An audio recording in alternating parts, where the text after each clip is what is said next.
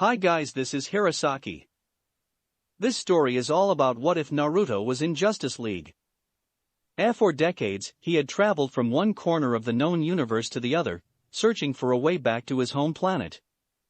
But after nearly 100 years of fruitless efforts, even with his legendary stubbornness, Naruto grew weary. Now, he had to let it go.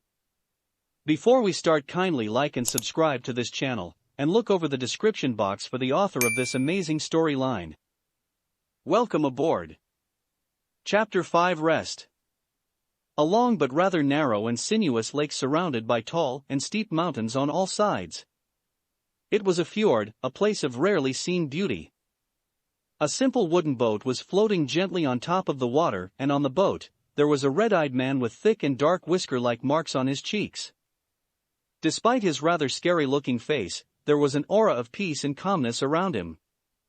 With a straw hat on his head and a fishing rod in his hands, the young man looked as though he was one with nature, an integral part of it. It was as though the paysage would be incomplete without him. All of a sudden, with a quick jerk of his wrists, he pulled on the fishing rod in his hands. An enormous yellow fish about 25 feet long cast a shadow over the lake when it was yanked out of the water. It was even larger than the man's wooden boat. But there was no panic in the man's red eyes. With practiced movements, he threw 5 shurikens at the large fish still in midair. The 5 shurikens moved almost as though they were remote-controlled drones, not thrown projectiles, and they started flying in circles around the fish. Then, the man clenched his fist and 5 very thin metallic wires appeared in his hands seemingly out of nowhere. They had been connected to the thrown shurikens from the beginning. Before the fish even started to fall, arcs of lightning traveled through the wires and zapped the large fish to the death. Although the fish was now dead and that the lightning had dispersed by the time the fish dropped back into the water, its body was still twitching, disturbing the previously still surface of the lake. But soon, the fish became immobile, its nerves finally ceasing their activity. The fisherman tied the metallic wires connected to the fish on one end of the wooden boat, and then he grabbed the paddles and started to slowly move towards the shore. On the shore, a giant bonfire was burning merrily, and a 9-tailed fox that was as big as a horse was pacing around restlessly. The man and the fox in question were none other Naruto and Kyuubi. They were in the midst of enjoying their holiday alone, on an unknown planet, away from civilization. It was a planet from outside of the 3,600 sectors of the known universe protected by the Green Lantern Corps, in a star system located in the unknown void. Its living conditions were nearly identical to the Earth, but there were no sentient creatures on this planet. There were only animals, and because of that, nature was rich and pristine. It was Naruto and Kyuubi's secret refuge, a place where they sometimes went to heal their souls and rest. 1 hour later, more than half of the enormous fish had already been cooked and eaten by the two of them. More exactly, it was Kyuubi that had eaten almost everything by himself. Lost in his greed and gluttony, he had even increased his size to that of an elephant so he could take bigger bites out of the fish and eat more at once. In contrast to the voracious fox, Naruto was sitting cross-legged on the grassy ground with his eyes closed. As he drew in the natural energy of the planet, he periodically exhaled a grayish-black cloud through his mouth. Once every few years Naruto came here to expel the impurities that his body accumulated by drawing in the natural energy of the planets that were inhabited by sentient species. Whenever he used his sage mode on such planets, he would draw on the polluted, infected energy of nature.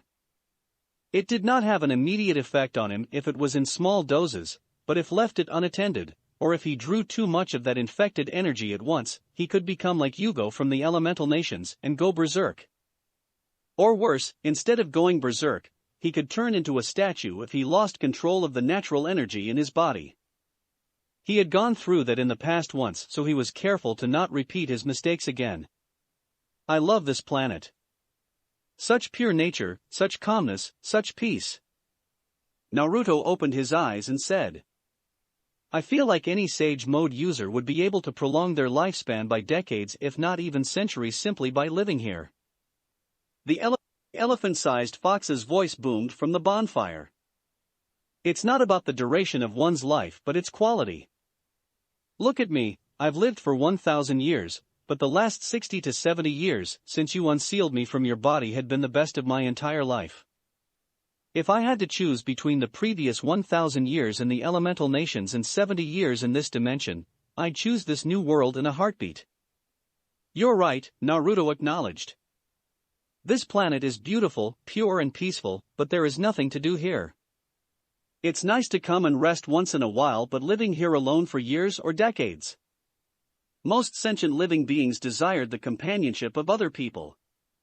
And Naruto was no different. Although he no longer got emotionally attached to persons and places, he still enjoyed living with people.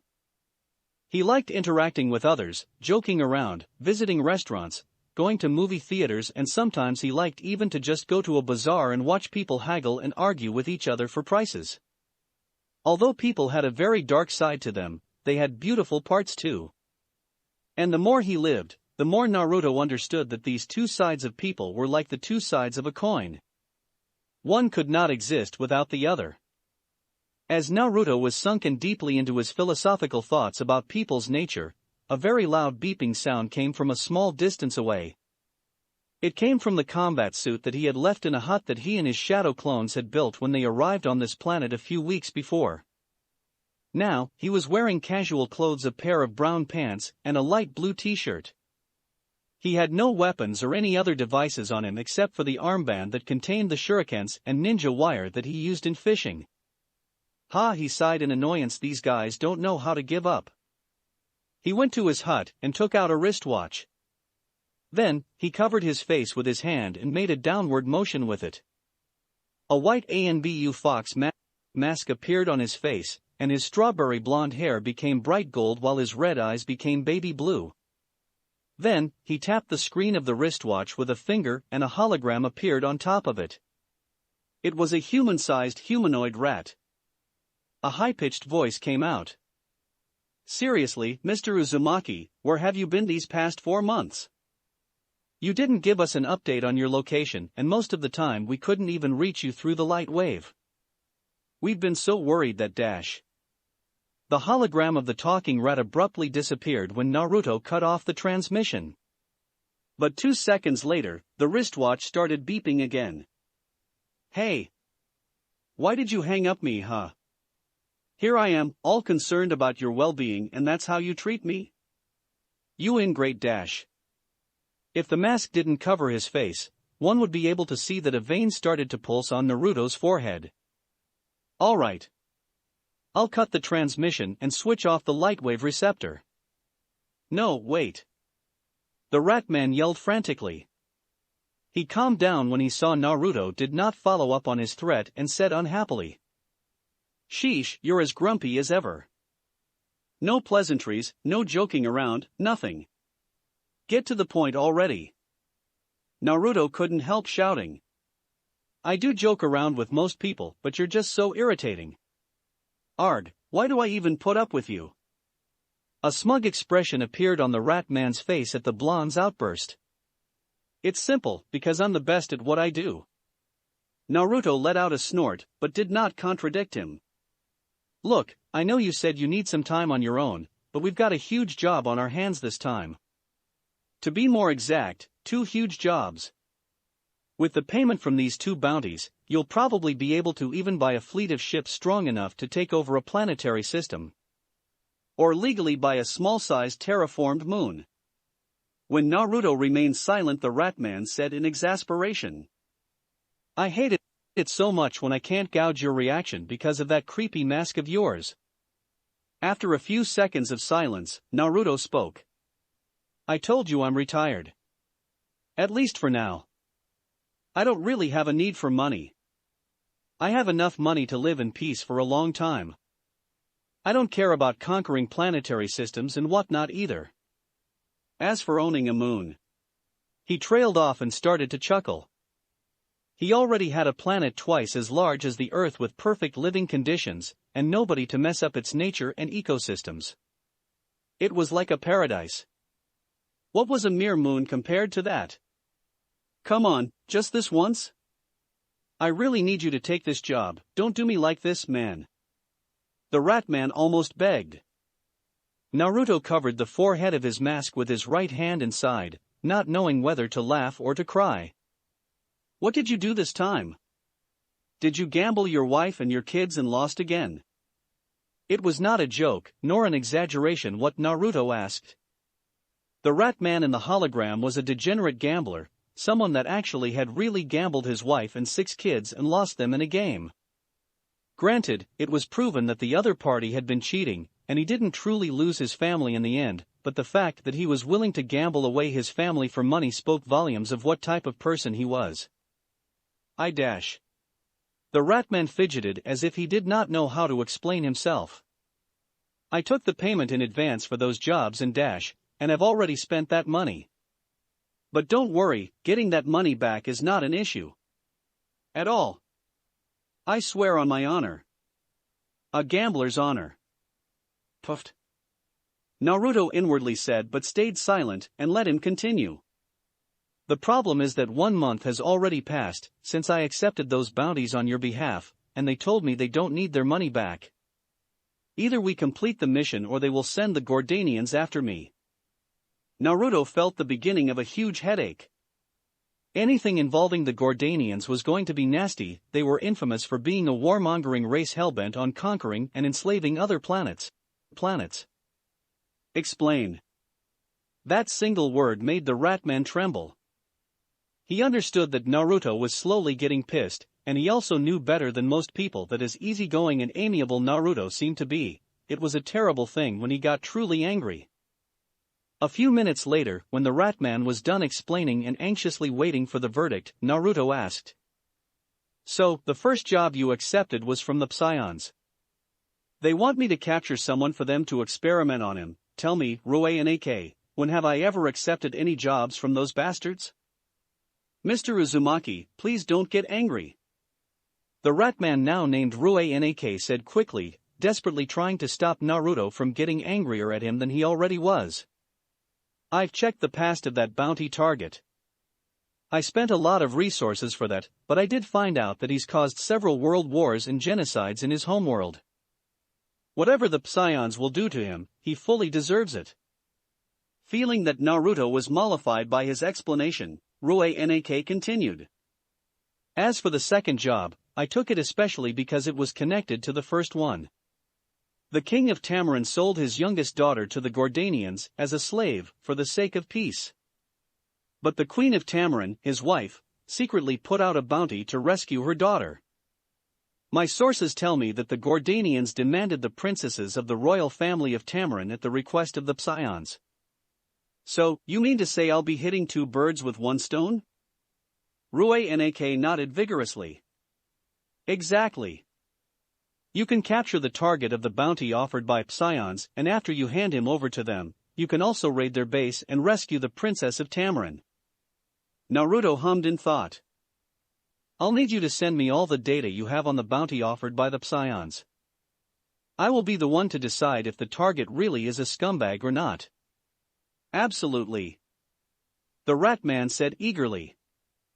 A few hours later, Naruto was sitting next to a campfire with his back resting against a tree as he read on a tablet the information that Ruei had sent him in regards to not only the Psions bounty, but also about the current state of affairs in Tamarin, the Gordanians' attack, and the enslaved princess. This guy really is the best at what he's doing, but sometimes I feel like I want to strangle him to death, Naruto said in annoyance. Ruei was an information broker, one of the best if not the best in the galaxy. Naruto was not the only bounty hunter in partnership with him. Even Lobo took bounties from him once in a while. Ruei was not subordinated to anyone. He was a free agent, simply selling information to anyone who paid him. In spite of his despicable morals and degenerated persona, as a businessman, Ruei was excellent. He was an extremely well-connected person. There was not an inhabited planetary system or prison planet in the 3,600 sectors of the known universe where he did not know a guy or two. He made it his job to learn all about the latest bounties posted by the major powers of the galaxy and contact the bounty hunters that might be interested in them. The bounty hunters were happy to get a juicy job, the clients were happy to have their problems solved and Roanak himself was happy to get a hefty commission from the bounty hunters and even from the clients themselves if they contacted him directly. The Ratman was not the sole information broker operating on an intergalactic level, but he was among the best. He's definitely not gonna get even 1 coin as commission from my reward after the shit he pulled. QB was curled up very close to the fire in his tiny form as a fox cub, and yawned lazily every once in a while. You could have just ignored him and not taken the job. But you couldn't help playing the hero again, eh? QB jabbed at him. Naruto glared at the fox and said in retort. What hero? I'm getting paid for it. Not to mention, we've worked together for so many years. MHM. Keep telling yourself that. Seeing Naruto becoming silent at his words, QB asked. So, where are we going now? To Earth. What would the Psions want from Earth? QB raised his head from his front paws and asked, appearing as though he was very intrigued. Apparently, it's someone who has lived for nearly 50,000 years. He's the one who had caused the 2 deadliest wars in Earth's history and numerous other atrocities. A human named Vandal Savage. I think the Psions will dissect him to the last atom to see what makes him tick, what gave him immortality when everyone else on Earth lives up to a century at most. Didn't think we'd get back to Earth so soon. Not that I have anything against it, mind you. QB said, and the 9 fluffy tails at his back started wagging. Naruto grinned when he looked at the tiny fox's unveiled excitement. Oh ho, you look excited. I wonder why. My bet is that you can't wait for that woman to give you some belly rubs again, he said snidely. Why you? QB sputtered at the unexpected verbal attack. What does that have to do with anything? Oh really now? Then tell me, what's the tail wagging for? QB bit on his own treacherous tails in embarrassment. At the memory of the blissful feeling from the Amazon princess' gentle caresses, his tails had involuntarily started wagging on their own, out of his control. QB did not understand himself why he had liked it that much. He did not know that it was because of the gift that the Olympian goddess of the hunt and wilderness had blessed Wonder Woman with. If only the people from our homeworld could see this, the mighty QB no Kitsune, the strongest bijou in existence, wagging his tails like a dog and purring like a cat from a simple belly rub. You were so cute. So adorable. Wahahaha. But as he laughed out loud, Naruto suddenly jumped up to his feet and, immediately after, he leapt into the tree behind him. From there, he broke into a mad dash, shinobi jumping from one tree to another as quickly as he could. That's because a gigantic 9-tailed fox, the mighty QB in his original form as a tailed beast, had suddenly smashed the spot he had been sitting on before with his immense claws. Hundreds of feet tall and wide and 9 tails that were just as huge as his main body, even the enormous trees of that virgin planet were dwarfed by his gigantic size. Now, he was a behemoth. Naruto!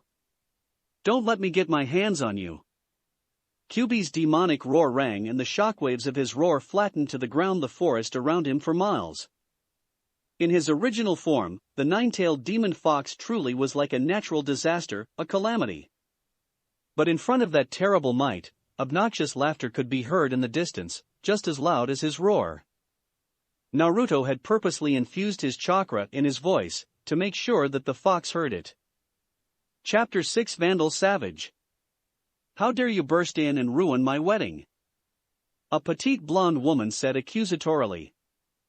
In front of her, behind the locked bars of a cell, a tall and athletic woman was chained up to the wall with a pair of very high-tech shackles that even someone of her strength could not break. She was none other than Wonder Woman. Aren't you even curious about what Savage is up to? He's dangerous. Why? Do you think he might throw a tank through my wall? The blonde woman crossed her arms and said sarcastically. Only a few hours ago, Wonder Woman had crashed the blonde woman's wedding by throwing a tank through the walls of the church where the ceremony was being held. It was the wedding of Vandal Savage and Princess Audrey, the daughter of King Gustav, the ruler of Kaznia. Grow up. He's obviously using you. He's amassing military and political power. For what? What do you think? He's got to be stopped. Wonder Woman shouted, finally reaching the end of her patience. You're a raving lunatic. Not to say you weren't fun to go clubbing with. This isn't a joke, Audrey. I think Savage is responsible for your father's sudden illness. Wonder Woman tried to reason with her, but the princess, now queen, shot back angrily. And I think you've just crossed a line. Don't walk away, Audrey. You're making a big mistake. I can do whatever I please. Surely, you've noticed by now. She shot back and strolled out of the prison without sparing her another glance. Wonder Woman frowned and started to struggle once more to break her shackles, but it was to no avail. Just then, a very strange feeling washed over her, a sensation that made her become very alert. While she did not know what to make of it, she heard the sound of a man's footsteps approaching her cell. You! What are you doing here?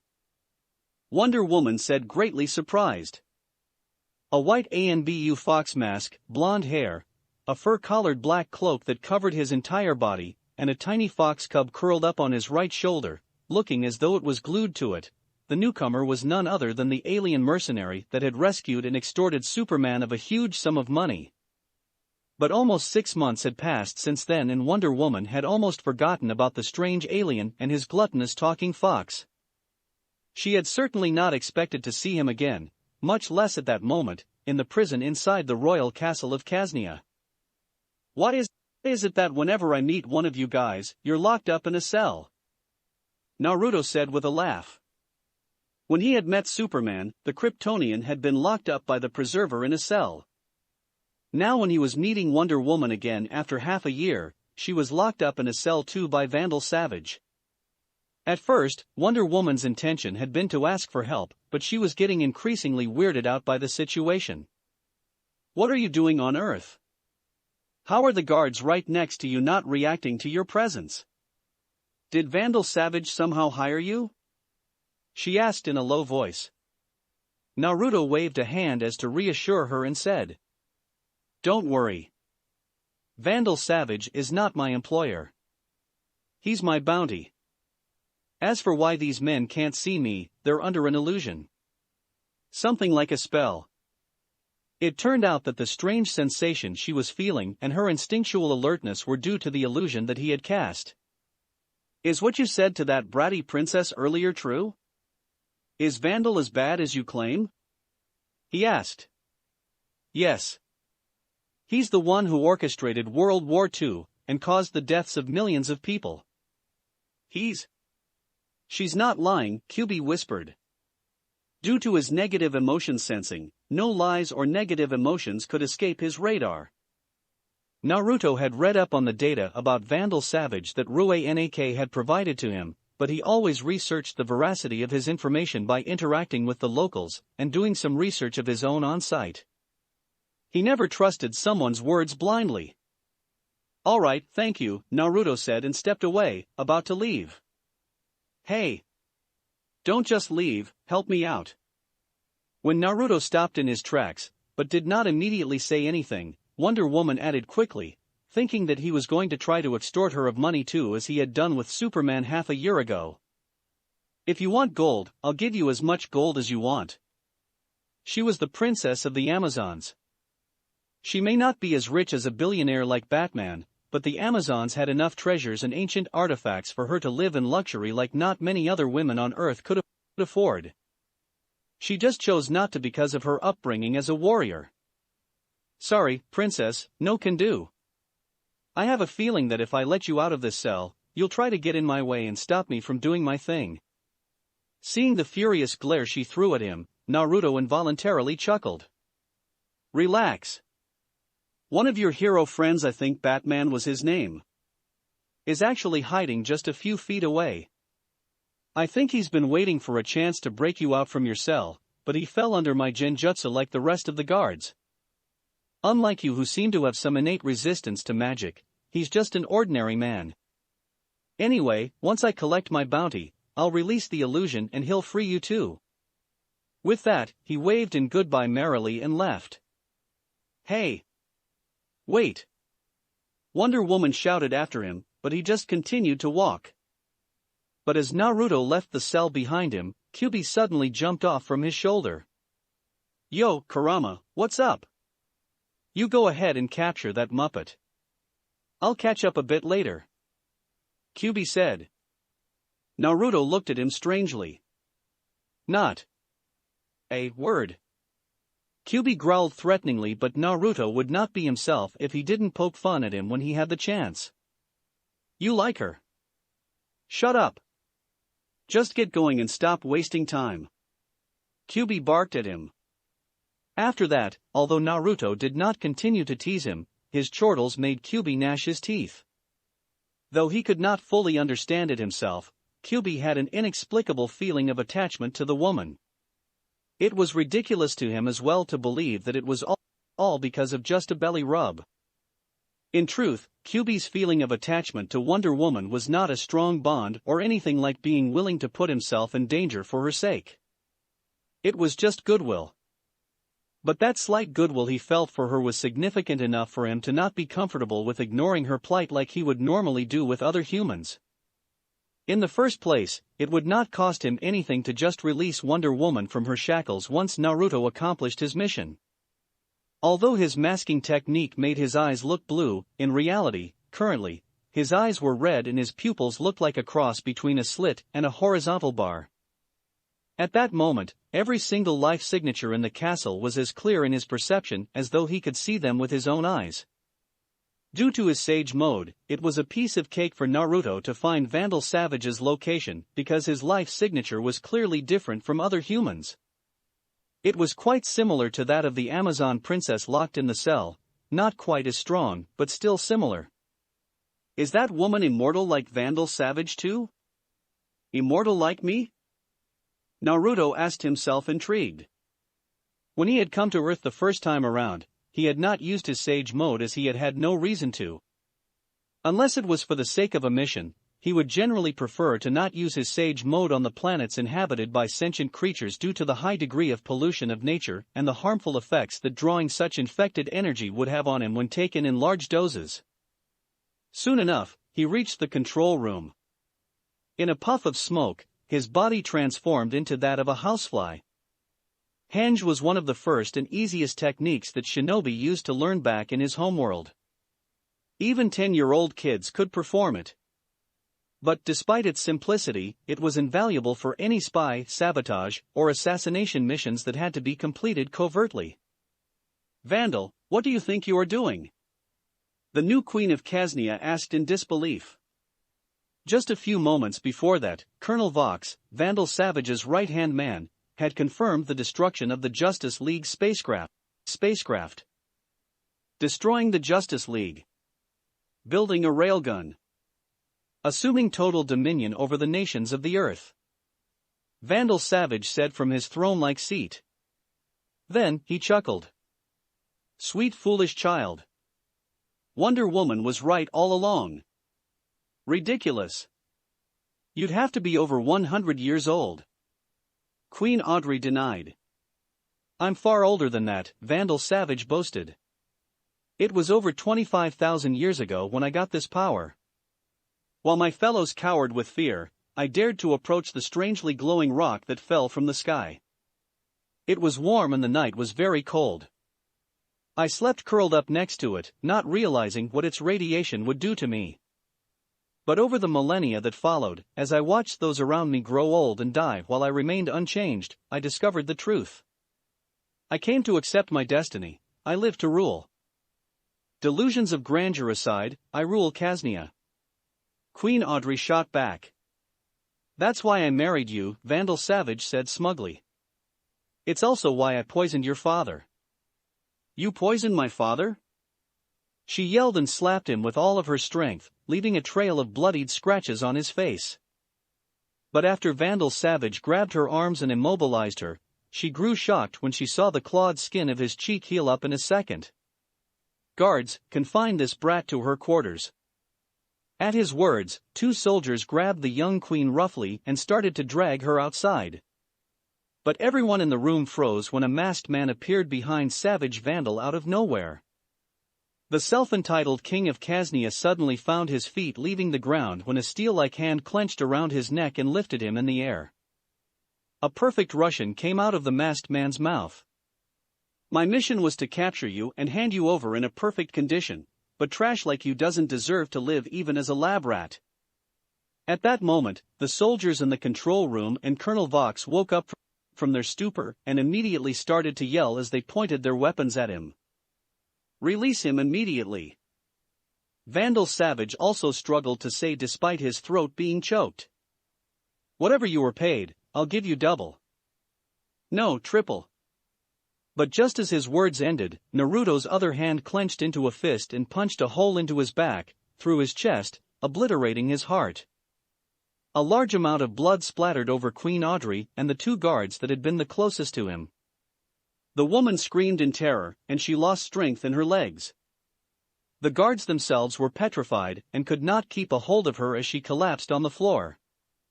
"Kill him!" Colonel Vox hollered, and then he opened his mouth wide and initiated his sonic scream. But even before the sound waves could reach their target, a blade of pressurized air separated his head from the rest of his body. The other soldiers in the room became still like statues. They did not dare to even move a muscle. In the deathly silence that instilled, a sudden coughing noise came from Vandal Savage's previously lifeless body. "I am immortal. Cough, I can't be killed. There is nothing. Absolutely nothing that you can do to me." As he said that, Vandal Savage even broke into raspy laughter. But his laughter died in his throat when another blade of wind beheaded him too like his subordinate. "What do you know, I got to kill you twice, and even complete my bounty too. This must be my lucky day." Naruto chuckled. "Let's see how you're going to revive in an inanimate space, devoid of air, where even time doesn't exist." He took out two sealing scrolls from his cloak and unfurled them unhurriedly. Without even looking at the soldiers, he warned them. "Don't make any moves. Don't give me a reason to kill you." What a joke. The soldiers around were scared to even breathe too loud, let alone entertain any thoughts of acting against him at that moment. They were just average humans while, in their eyes, he looked like a demon. Even the bratty queen, Audrey, had none of her previous haughtiness. Her face was livid as she watched him, too terrified to move even an inch from where she had fallen. But Naruto himself could not care less about anyone else in the room. He had no interest in killing the others. He had been a shinobi in the past. In a way, he had been military as well. He knew that the soldiers were only following orders. Nevertheless, if they were to shoot at him, he would show no mercy, like with Colonel Vox. He threw one of the scrolls on Vandal Savage's head, and the other one on the rest of his body, making them vanish in two small clouds of white smoke. Bringing a finger to his left ear, Naruto spoke. "Ait, Kurama, I'm done here. Kiss your girlfriend goodbye and meet me at the ship." "She's not my girlfriend, you piece of dash," Kyubi yelled into his earpiece, but Naruto cut off the connection with a chuckle. After he grabbed the two sealing scrolls from the floor and pocketed them inside his cloak, he disappeared, leaving only a few arcs of yellow and black light flickering in his wake. A few minutes after Naruto teleported away from the room, Batman and Wonder Woman burst through the doors of the control room. But they only found an obscene amount of blood splattered everywhere. Soaked with Vandal Savage's blood, Queen Audrey was still lying on the floor with a blank look on her face, while the rest of the soldiers in the room were looking at each other filled with helplessness and uncertainty. They did not know what they were supposed to do in that situation. Despite Queen Audrey's previous behavior towards her, Wonder Woman came to her and asked kindly, "Audrey, can you tell me what happened?" But the blonde woman was in shock. She was incapable of speech at that moment, just staring blankly at the pool of blood on the floor. "You tell me what happened here," Batman ordered one of the soldiers. After getting the full story from the soldier, Batman's hands clenched into fists. Not for the first time since he had joined the Justice League, he had found out the hard way what it meant to be a part of a team of superheroes while he had no superpowers himself. He had fallen prey to the alien mercenaries' illusion technique without even being aware of it, just like the men guarding Wonder Woman's cell. Batman was confident about fighting against anyone if he was allowed enough time to prepare and make plans. But without preparation time, in front of an unexpected situation, he was too vulnerable. He was only human. Even more alarming for Batman than falling into Naruto's illusion was that Martian Manhunter at the Watchtower had not detected an alien ship approaching the Earth. That was a massive breach in their defense. What if this time around, the alien mercenaries' mission had been to capture the President of the United States instead of the ruler of Kaznia? What would have happened? The Justice League had been created primarily with the purpose of protecting the Earth from the aliens that would try to invade. If aliens could come to Earth and wreak havoc as they pleased, then what did the Justice League even exist for anymore? They had to take action, and they had to do it fast. Wonder Woman, let's go. We have to meet with the rest of the Justice League immediately. But Audrey is. I can't just leave her like that. She is no condition to dash. Batman glared at her, and although he did not shout, the words he spoke were very sharp. What's more important? Consoling a spoiled little girl or making sure the Earth is safe? I thought you knew better than that. Wonder Woman looked at him startled. The rough way in which Batman spoke to her now was unlike him. She thought that the two of them had become a little closer after sharing a dance yesterday at the engagement party of then Princess Audrey and Vandal Savage. But Wonder Woman had no way of knowing just how rattled Batman was because of his vulnerability as a human, and that he was not exactly calm at that moment. She thought that Batman was acting like an asshole to her on purpose, to distance himself from her. Because he had done that a few times over the past year since she joined the Justice League. He had even made it clear once that he did not want anyone else in his life, especially not a teammate. In the end, Wonder Woman did not comment anything about her hurt feelings. She chose to stay silent and followed Batman to their javelin to meet with the rest of the Justice League at the Watchtower. However, in her heart, she gave up on any thoughts she might have had about a possible relationship with Batman. He was a good man with qualities worthy of admiration such as his courage, tenacity and resourcefulness, but, in the end, Wonder Woman was a valiant warrior and a princess blessed by the gods themselves. She was not a weak and needy woman that would blindly and endlessly chase someone that did not want her. She was Diana, Princess of the Amazons. She had her pride and dignity too. And, we've seen a few times in the canon that Batman tends to act a bit impulsively when he is reminded of how weak he is compared to the rest of his teammates in the Justice League. He is also known for having a sharp tongue, so I feel like he did not go overboard in this chapter. I believe Wonder Woman was in character too. Chapter 7 Starfire.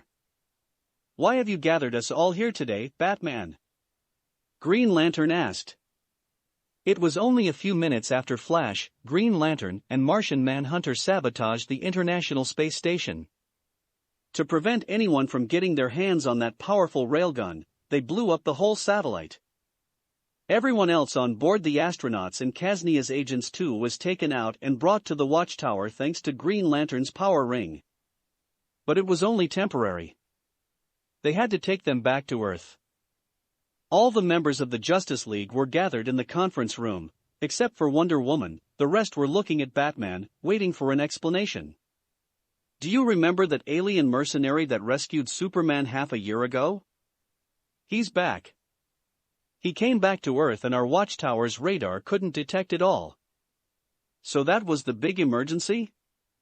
Hawkgirl scoffed. Last time we met him, he wasn't a psychopath. He saved Superman's life. Appearances can be deceiving. He's dangerous. He put me under an illusion and I didn't even know it until he lifted the spell himself. While Wonder Woman was imprisoned and I was under that illusion, he broke into Vandal Savage's control room and cut off his head. A momentary silence descended. In their memories, the alien mercenary and his talking fox did not strike them as the cold-blooded killer type. If anything, he seemed like a decent person at heart because he had gone out of his way to save Superman and Supergirl. It was Green Lantern that broke the silence. As far as I'm concerned, good riddance. Seeing the way everyone was looking at him, he said. That madman poisoned the king of a country, destroyed 3 U.S. Navy ships killing almost everyone on board, and then tried to start World War III. I'll say it again, good riddance. Not to mention what he did in World War II too. When presented with the hard facts, nobody could retort against his words. Vandal Savage was one of the worst scourges of the earth. Batman narrowed his eyes as he spoke. This guy is a mercenary. He'll do whatever he's paid for. What if his target was the US president instead of Vandal Savage? What could we have done to stop him when we can't even detect him? At his words, everyone finally realized the gravity of the situation, what Batman was worried about. We've banded together and created the Justice League after Imperium nearly took over our planet almost 1 year ago. Our purpose as the Justice League was primarily to defend against alien threats. If we can't do that, what is the Justice League needed for anymore? We don't need to work together just to keep in check the criminals with superpowers. We've been doing that just fine, solo, long before the Justice League was formed. Superman nodded and said in support to his words. Batman is right. We're not the only ones who took the responsibility of protecting the innocent. Almost every large city has its own local hero or group of heroes that protect it, just like us. As the Justice League, we must not forget about our purpose. As they started to discuss how to improve Earth's defenses against external threats, an alarm started to blare from the Watchtower's control room. Flash was the first to arrive and see the reason. An enormous alien ship could be seen heading towards Earth at a very high speed. Even after all these years, I can't see what you like so much about ramen. The taste is nothing special, and there is so little meat.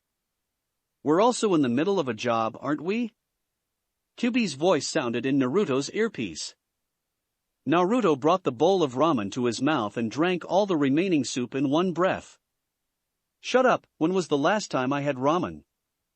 Half a year ago. 6 months. Suddenly, a very loud growling sound almost made Naruto go deaf in 1 year. Oi, Kurama, the hell was that? What are you doing? Hee hee, just a stupid bear that didn't know its place. I'm going to eat roasted bear now. Talk to you later. Kyuubi said and then cut off his transmission. Good grief, Naruto said and chuckled at Kyuubi's antics. After capturing Vandal Savage, Naruto did not immediately leave the Earth. Earth was one of the very few planets where people cooked ramen, and he had not eaten any in half a year, since the last time he came to Earth. Naturally, he would not pass on the opportunity to have some again. But Kyuubi did not tag along with him this time around and chose instead to wander through the Balkan Mountains, where Kaznia was located, in the meantime, having some fun of his own.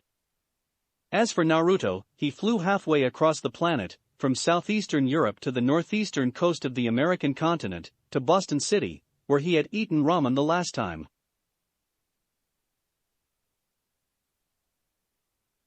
While the Justice League was having a very serious discussion concerning the danger that Naruto posed, the man in question was in a world of happiness as mountains of empty bowls of ramen piled up on his table. Since it was early morning on the eastern coast of America at that moment, there were other customers besides him in the restaurant too. It goes without saying that his outrageous eating immediately became the focus of their attention. Wearing a mask while eating did not do him any favors either. Some crazy alien crashed on Earth again. Hey, Russell, turn up the volume, one of the customers asked the clerk behind the counter. It looked like the customer in question was a regular because the clerk listened to his request and turned up the volume on the TV hanging above the counter. Naruto threw a passing glance at the screen, but he immediately focused his full attention on it when he saw the contents of the news report.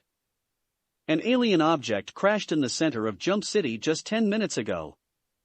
The sole survivor of the crash appears to be a young woman in her late teens, but it became clear that she was not human when she spoke in an alien language and started smashing the walls of the surrounding buildings with her hands. Charles Rock is at the scene with more information. As the news anchor spoke, a live footage started playing. But when Naruto saw who that alien was, he said slowly, "No fucking way." He tapped quickly on his wristwatch and a hologram appeared from it. It was the 3D image of a young woman in her late teens with golden-colored skin, long, wavy red hair, and bright green eyes. Void, what are the chances? The girl in the hologram coming from his wristwatch was the very same person as the berserk alien on the news report. It was none other than Coriandar, the princess of Tamarin who Naruto was supposed to rescue from the Psions. An Almaration warship was flying at the fastest speed it was capable of in Earth's atmosphere. The moment Naruto realized that the alien that had crashed into Jump City was his bounty, he ditched his ramen in a heartbeat and teleported back to his ship. To cover the distance between Boston and Jump City, Earth's commercial aeroplanes would need to fly for a few good hours. One city was on the East Coast while the other one was on the West Coast of the USA. In contrast, it took him only a few minutes. However, despite his speedy arrival, by the time he got there, the Central District was already trashed as if it had gone through a war. Destroyed buildings, burning cars, cracked streets, and civilians running away in panic. In the middle of all that destruction, the Tamarian princess was shooting energy bolts from her cuffed hands while screaming in an alien language. Opposite of her, 3 peculiar teenagers were running and dodging as though their very lives were on the line, and that was the actual case. In her desperation and rage, Coriandar was shooting energy blasts everywhere around her. That was super close.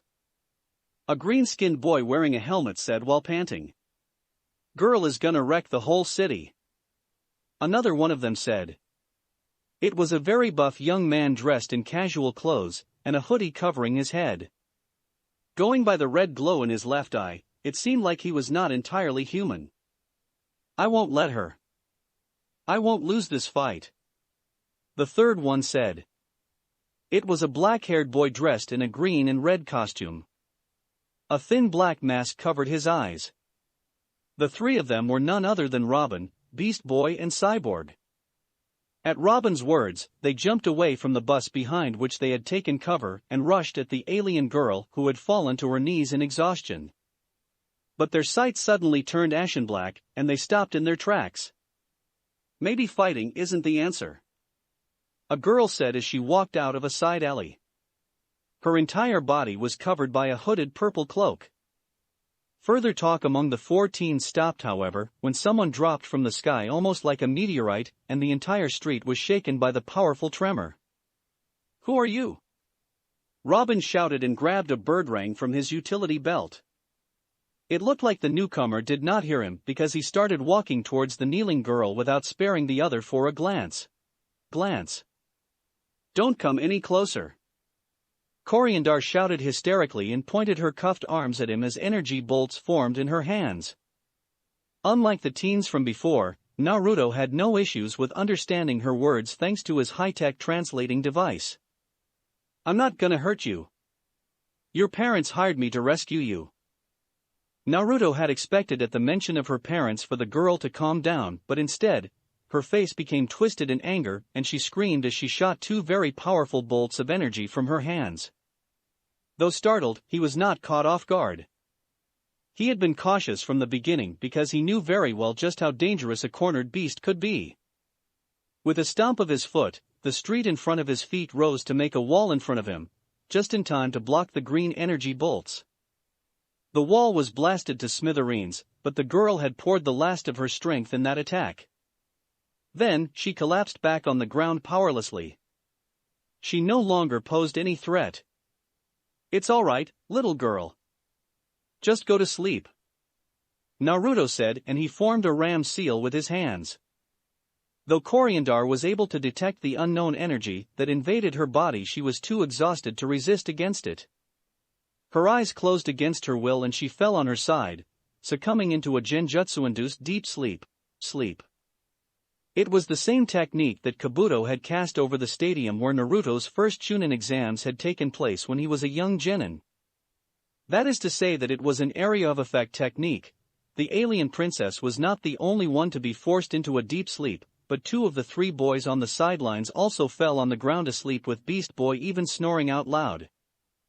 The only ones who could hold their composure and resist the genjutsu were the cloaked girl, Raven, and Cyborg, due to him being half-robot. Over the past century, Naruto had never stopped training his taijutsu, ninjutsu, and genjutsu, the three main arts of a shinobi. He had achieved an impressive feat in his ninjutsu due to his shadow clones. He had mastered all 5 nature transformations, and even the yin and yang releases. His taijutsu had become flawless as well. Due to knowing that if he found a way back home, he would have to fight against the rabbit goddess, Naruto had never slacked in his training. But genjutsu had never been his strong point. He had no talent in that area, and hard work could only take one so far. Although he became proficient enough with it to fool the senses of regular people, those with decent magic resistance, and any half-decent magic user could resist his genjutsu without problems. In that regard, the aforementioned girl, Raven, was more than half-decent when it came to magic. Black light appeared around Raven's hands and her eyes glowed beneath her hood. Cyborg's hand transformed into a cannon too as he shouted, "What did you do to them?" But Naruto did not have time to reply because a beam of red light blew up the place in front of his feet.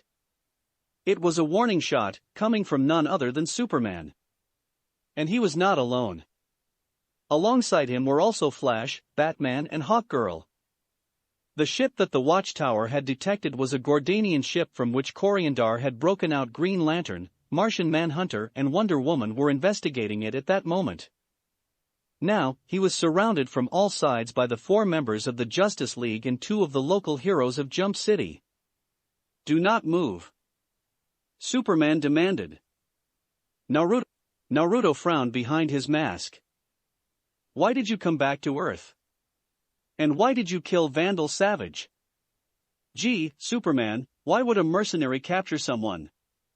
"Maybe because someone paid me to." Superman frowned at his sarcasm. "Why are y'all even mad? I got rid of a mass murderer for you for free. For all I know, you should be grateful. No lengthy trials, no chance for him to buy his way out with bribes and good lawyers, and no chance for him to escape prison again either. He's finished." "That's not how things work on Earth," Batman retorted. "No one has the right to take the law in their hands and kill." Naruto let out a drawn-out sigh. Whatever you say. I'm not in the mood for polemics.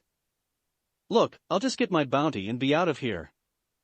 Then, under their eyes, he bent down and grabbed the sleeping princess from the ground and put her on his wide shoulder.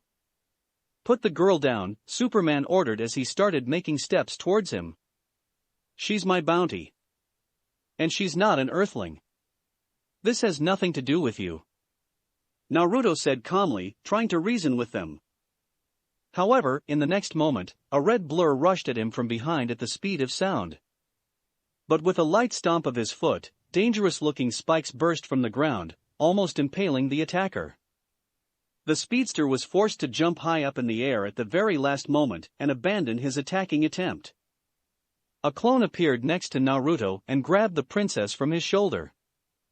Then, he turned towards the heroes surrounding him and warned, "I'm saying it one last time. This has nothing to do with you. Back off before things get ugly. I don't want to hurt you." Generally, Naruto tried to not get into altercations with good-natured people. He did not want to kill or maim people that did not deserve it. However, because he was not bound by their tight morals, once in a while, scenes like the current one still took place. "Oh, I don't know who'll get hurt in the end," Hawkgirl said, and her mace shone menacingly with electricity. "I suggest you let go of that girl and hand over Vandal Savage's remains too. After that, we won't stop you from leaving. You can leave the Earth and never come back," Batman said. Naruto no longer spoke. He prepared for fighting. Naturally, in normal conditions, he could have just teleported back to his ship and then be on his way. But with Coriandar in his custody, things were different. He was more than capable of teleporting her alongside him, but the problem came after that. He did not know for how long the genjutsu that he had placed on her would last. His skill with Genjutsu was unreliable. If she wakes up in my ship and starts throwing around her energy bolts, my ship will be toasted. Initially, he had intended to explain the Tamaranian princess the situation and make her come willingly. But that idea flew out of the window with the Justice League's appearance. Of course, he also had another option, to beat the crap out of the girl until she became physically unable to even move, but Naruto was not the kind to raise his hands against innocents. Especially since his mission was supposed to be about rescuing and protecting her, not breaking her arms and legs. But just then, a huge hologram appeared in the sky. It was the image of a muscular humanoid lizard with red eyes and metallic wings. It was a Gordanian. A sonorous voice reverberated through the entire city. People of Earth, we come to your planet to hunt down an escaped prisoner. A very dangerous prisoner. Do not interfere and we will leave your city with minimum damage. But if you attempt to assist her, your destruction will be absolute. Just as the Gordanian's words ended, Martian Manhunter's voice sounded in Batman's earpiece. Batman, the Gordanians on the ship do not want to negotiate. We cannot approach them easily either. They have their weapons aimed at us. True to the Martian's words, only a few moments later, a swarm of flying Gordanians appeared in the sky above Jump City. There were almost 100 of them. Chapter 8 Caterpillar. Gordanians? Why are they here? The words came out of Hawkgirl's mouth. Originally, she was more than ready to start brawling against the masked alien mercenary, but the moment the immense hologram of the Gordanian ship's commander appeared in the sky, she immediately changed her mind. She was not the only one either. Green Lantern was of the same mind as well. Though the Gordanian Intergalactic Empire was from outside the 3,600 space sectors regulated by the Green Lantern Corps, most of the Green Lanterns were aware of their evil deeds. Superman, we are focusing on the wrong guy. Green Lantern transmitted through his earpiece. He was currently flying very high up in the air, in front of the Gordanian ship together with Martian Manhunter and Wonder Woman. I've heard about the Gordanians before. They're dash. Hawkgirl cut him in the middle and continued his words. An intergalactic empire hellbent on conquering and enslaving the galaxy. My people, the Thanagarians, have been at war against them for generations. They're the worst scum of the universe, pieces of trash that conquer planets and sell their inhabitants as slaves. Her voice was quivering with anger. The hate in her voice could not be faked. Her hatred for Gordanians had been ingrained in her since she was a frail child. They were her race's archenemy. It did not take a genius to realize that the alien girl was an escaped slave from one of the worlds enslaved by the Gordanians. They also reached the conclusion that the mercenary had no intention to harm her given that he had not attacked her, and had only put her to sleep. Nevertheless, Naruto had no way of knowing what the Justice League was talking about amongst themselves. When Superman got within a 25 feet long distance from him, he thought that they were finally going to attack him. I've warned you, boy. I gave you a chance to back away. You only have yourself to blame. He spoke coldly. Wait! Superman began to say. He wanted to momentarily cease their hostilities in order to deal with the Gordanians' attack first, but his change of heart had come a little too late. The masked mercenary spread his feet in a wider stance, and his legs bent slightly from the knees. Then, he slapped his hands together like in prayer, and his fur-collared black cloak began to float and billow despite the absence of any wind, revealing the combat suit he was wearing underneath. A terrible aura started to ooze out of his body, and a great feeling of danger assaulted Superman's sharp senses. But he was left with no room to react at all before he found himself losing his equilibrium and getting slammed against the ground. He was not the only one. On a radius of 600 feet around the praying Naruto, all living beings fell flat on their face against the ground. Only a few moments later, the nearly 100 Gordanians that had been flying in the air before were smashed against the ground too, cracking the streets with their bodies and splattering the surrounding cars and buildings with their blood. Fortunately, there were no civilians around as they had evacuated the entire district from the moment that Coriandar had started to crazily blow up everything around her. But the ones present at the scene, the Gordanians, the Justice League and the 4 local heroes of Jump City, were not as lucky. "What is this?" Flash said as he tried to push against the ground with his hands, but he fell back with a thud that almost knocked him out cold. He was finding it hard to even breathe. An invisible force was pulling at his internal organs and his blood was churning. Hawkgirl was similarly flat against the rooftop of a building. Her superior Thanagarian constitution made her having it easier than Flash, but she could still not move even an inch from where she stood. As for Batman, he was on the brink of death, barely holding on to his consciousness. It was gravity.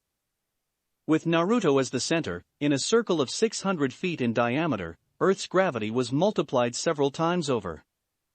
It was the peak of mastery that Naruto had reached in the Earth release and the Six Paths Sage mode. Every living being in that area was flat on their belly or back, struggling to cope against the force that threatened to end their lives. The Tamaranian princess, Robin and Beast Boy had been shaken out of their genjutsu-induced sleep, but they were similarly helpless, especially Robin, who was in the same situation as his former mentor.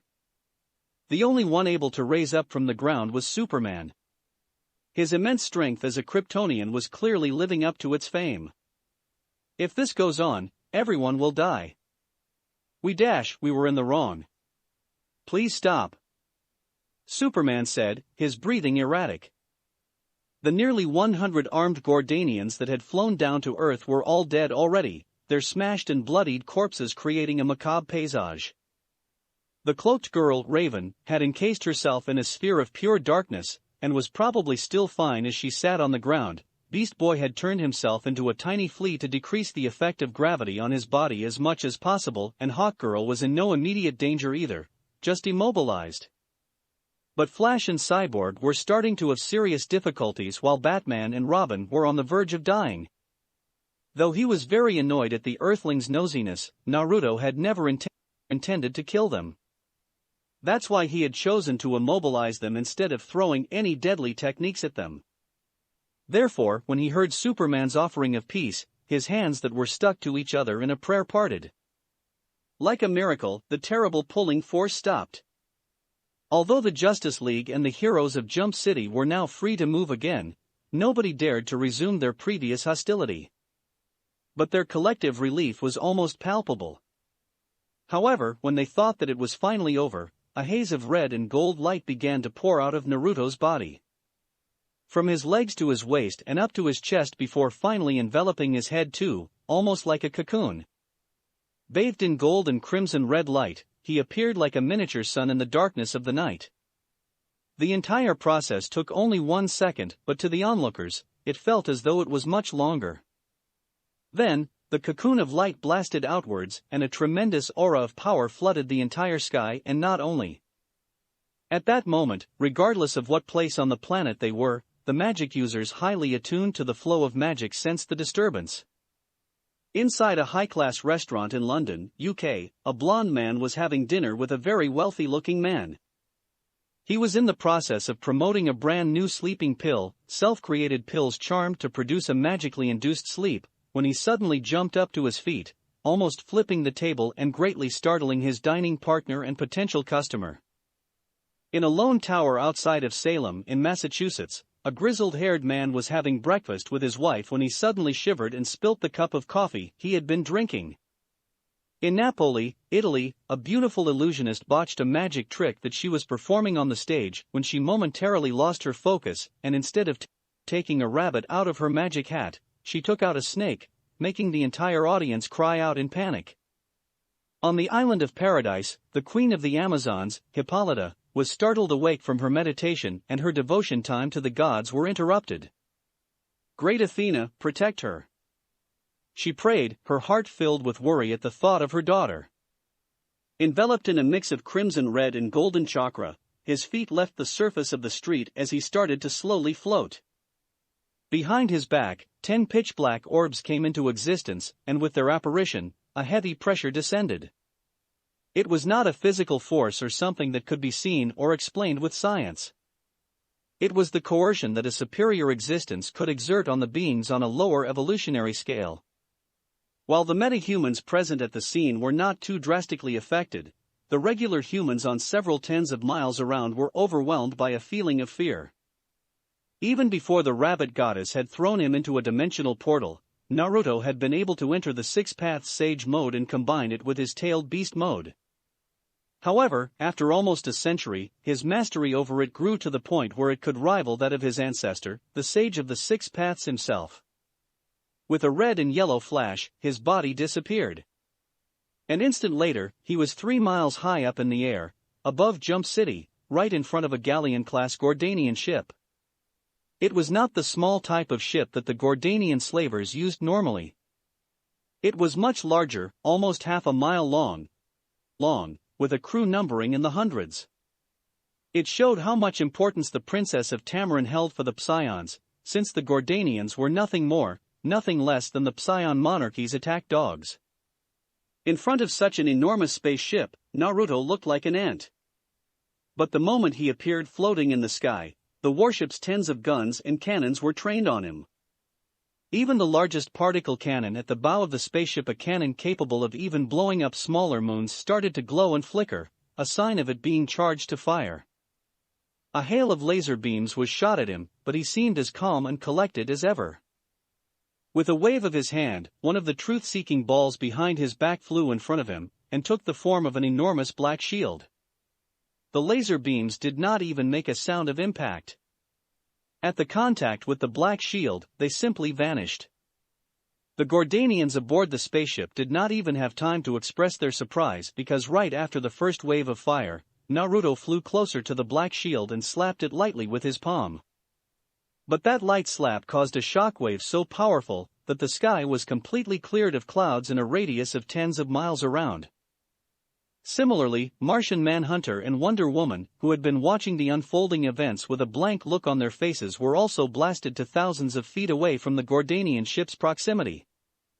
In fact, Naruto did not need to slap the shield that hard or to hit it at all. He could control it with a simple thought, with his mind. But he had done so in order to blow away the 3 members of the Justice League, because he did not want for them to get killed too in the crossfire. Green Lantern managed to stabilize himself in the air the first, and he also caught his 2 teammates with his power rings constructs of green light. The 3 of them turned their heads and looked back at the Gordanian ship just in time to see the large black shield smashing against it. They had been expecting a very powerful explosion, or at least another shockwave similar to the one from a few moments before. But there was none of that. The moment the black shield clashed against the Gordanian ship, it turned into a black sphere that encased the half-a-mile-long galleon-class starship within. Then, without even making a sound, the enormous sphere that had encapsulated the Gordanian ship imploded. A warship capable of even taking over a planet was turned into nothingness, just like that. After that, the now tiny orb flew back next to the other 9 truth-seeking orbs floating at his back. Jesus Christ! Great Hera! In front of a scene like that, Green Lantern and Wonder Woman could not help crying out the name of the gods they believed in. Martian Manhunter himself was mute, speechless. Down below, on the ground, the rest of the Justice League and the 4 local heroes of Jump City were no less shocked either. Although it was night, Naruto's 6 Paths Bija mode glowing like a miniature sun, and the ship being almost half a mile long made them see what had happened perfectly, even despite the distance. Even for Batman and Superman, 2 veterans in fighting all kinds of aliens, it was the first time they had seen something as shocking as that. Until then, Batman had always thought that with enough preparation time, planning, and money, he could go against anyone.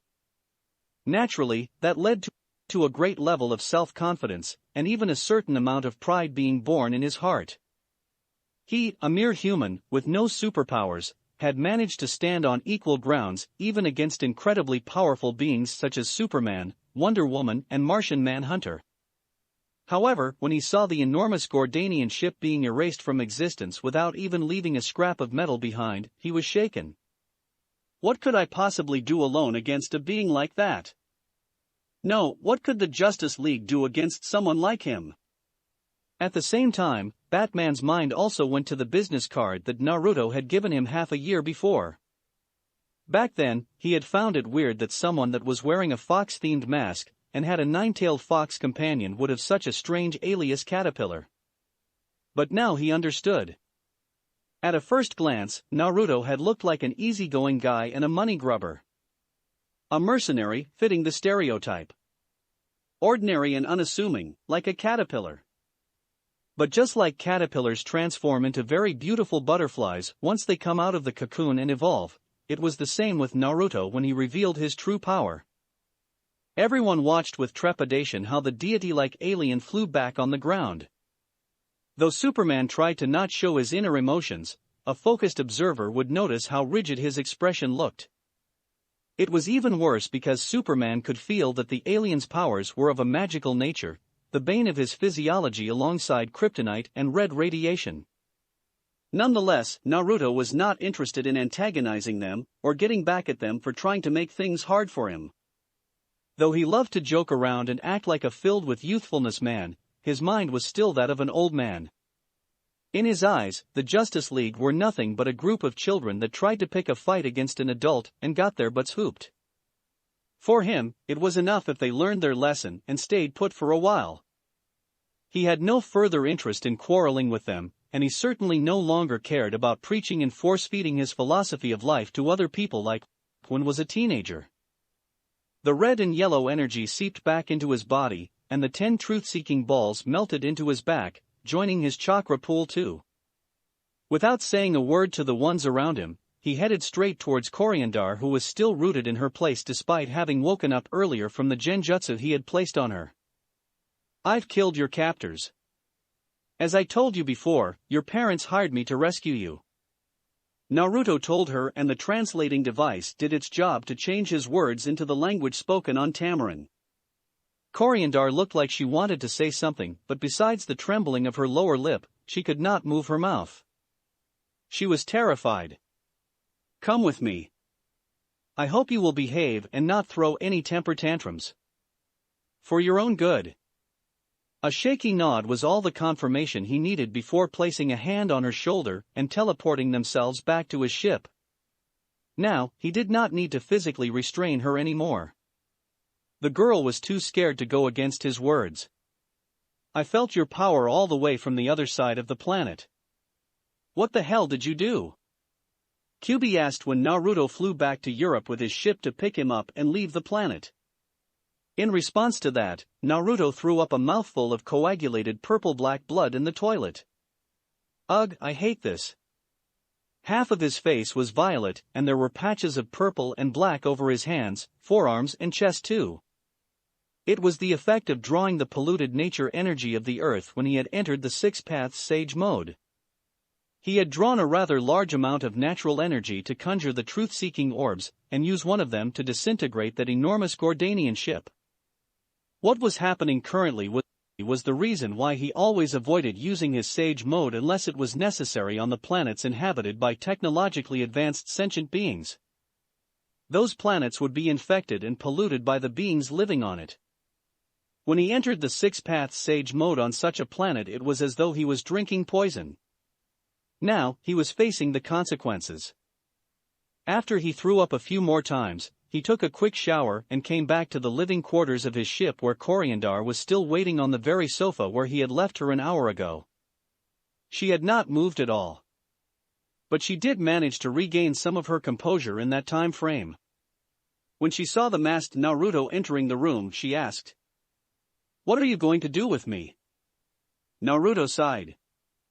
"Look, I told you 2 times already your parents hired me to rescue you from the Psions." "You're lying. Just tell me the truth," Coriandar said, almost shouting. She looked very agitated. "You're saving her life and that's how she shows her gratitude? Ungrateful little twerp." Kyuubi growled and one of his tails elongated, about to slap the snot out her, but Naruto put a hand on his head to stop him. "It's all right, Kurama," Naruto said. "It's not that bad, I'm fine." Clearly, Naruto was referring to the reason why Kyuubi was angry, the fact that he got seriously ill. When he looked at the poisoned visage of Naruto, and then at the girl who had not even said a thank you, he wanted to beat her up good and teach her some manners. Turning his attention back to Coriandar, Naruto said, "I am a man of my word. I do not lie. Not in this kind of important matters." "How are you not?" "My parents have been dead for years." The girl shouted, tears threatening to spill from her eyes. Naruto and Kyuubi looked at each other in doubt. "Explain," Kyuubi ordered. "It all started when the Gordanians attacked our planet. My sister had sold our planet's defense plans to the enemy. Because of her betrayal, Tamarin was conquered. In order to preserve the peace, for the sake of all the people of Tamarin, I was offered as a tribute to the Gordanians as a slave." As she said that, Coriandar's green eyes glowed with anger and hatred. "After that, my sister staged a coup and took control of Tamarin. Her men had executed the entire royal family, both my parents and my brother. Only I was left alive, sold to the Psions who tortured and experimented on me for years." Energy bolts started taking form around her hands, and she looked like she was about to lose control of them in her rage, but a large tail slapped her across the face so hard that she was thrown off the sofa. Her energy bolts disappeared back into her body before they could be fired. "If you as much as damage one chair in this ship after all he went through to rescue your sorry ass, I'll eat you alive, bounty be damned. This is your one and only warning." That threat would have come out as amusing had it been the previously tiny fox that made it, but that was not the case. Instead of a tiny fox cub there stood an enormous nine-tailed fox now, a fierce demon that cast a shadow over the entire living room with its size. Kyuubi had no lost love for humans of any kind, that's why his behavior towards Wonder Woman had been strange in Naruto's eyes. Normally, this rough and violent attitude was what he showed to other people, not to mention how angry he was at the moment because Naruto had gotten himself hurt. "Kurama, get a hold of yourself. That's enough," Naruto said seriously. Though still pissed, Kyuubi listened to his words and reverted to his regular form. Naruto took him in his arms and then placed him on his shoulder where Kyuubi liked to sit usually. "Follow me to the control room," Naruto told the girl, and she hurried to come after him. Kyuubi smacking her with his tail had reminded her that she was not in a situation where she could throw tantrums, and that the man in front of her was strong enough to kill her in a heartbeat, unlike the Gordanians from whom she had managed to escape before. After taking a seat in front of the computer, he called his information broker. "Come on, pick up you dirty rat," Naruto said in annoyance after the fourth unanswered call. "I have a bad feeling about this," Kyuubi said. "I don't know, man, Roy Nak has never tried to screw with me. He's never lied to me about job-related things. But there are only two options. Either the girl is lying about her parents being dead, or that rat bastard is lying. And I sense that this girl is speaking the truth." Naruto shook his head. "No, we can't take this as absolute. You know your negative emotion sensing can be fooled sometimes. If she truly believes that she is speaking the truth, you will not detect any lies even if what she says is not right. It could very be that she was made to believe that her parents were killed. That sounds more likely if you think what a piece of shit her sister is, and that Roy Nak has never given us a reason to doubt him." But Kyuubi was holding his position firmly. "Trust me on this, Naruto. There's something fishy going on." Naruto looked at him in doubt, but did not argue. Kyuubi did not say things like that often, but when he did, his instincts often proved to be spot on. As he typed on the keyboard to set the coordinates for the next space warp, towards Tamarin in the Vega system, he resolved himself to approach the rest of the mission with extra caution. That's it for this reading. Hit like and subscribe for a free ticket pass going to the different worlds of anime fanfictions. Looking forward to having you on board again.